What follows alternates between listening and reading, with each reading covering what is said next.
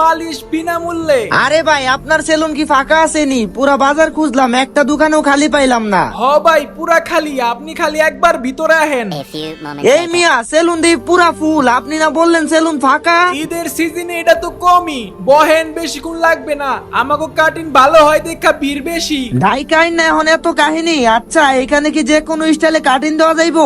হ্যাঁ ভাই, আপনি যেই কাটিং দিতে বলবেন আমি সেই কাটিংই দিয়া দিব। রোনাল্ডো, মেসি, নেইমার যেটা করবেন সেইটাই। আমি আপনার আগে একটা কথা বইলা রাখি, চুল কাটার পরে যেন চুল বেশি ছোট না হইয়া যায়। আরে না ভাই, কি বলেন, চুল কেন ছোট হইব? মিয়া সেলুনে চুল কাটার পর দেখি চুল ঠিকই আছে, কিন্তু বাসায় গিয়া গোসল করার পর দেখি আয় হায় চুল একটুখানি হইয়া গেছে। না ভাই আপনি বসেন, আপনার একটা টিকটক স্টাইলে কাটিং দিয়া দেই, রাস্তা দিয়ে মানুষ যাইব আর চায় থাকবো আপনার চুলের দিকে। না না খবরদার, বুলোই কাজ কইরেন না। মানুষ যদি গালি দেয় ওইটা শুনতে পারি, কিন্তু টিকটকার বললে এইটা মানতে পারুম না।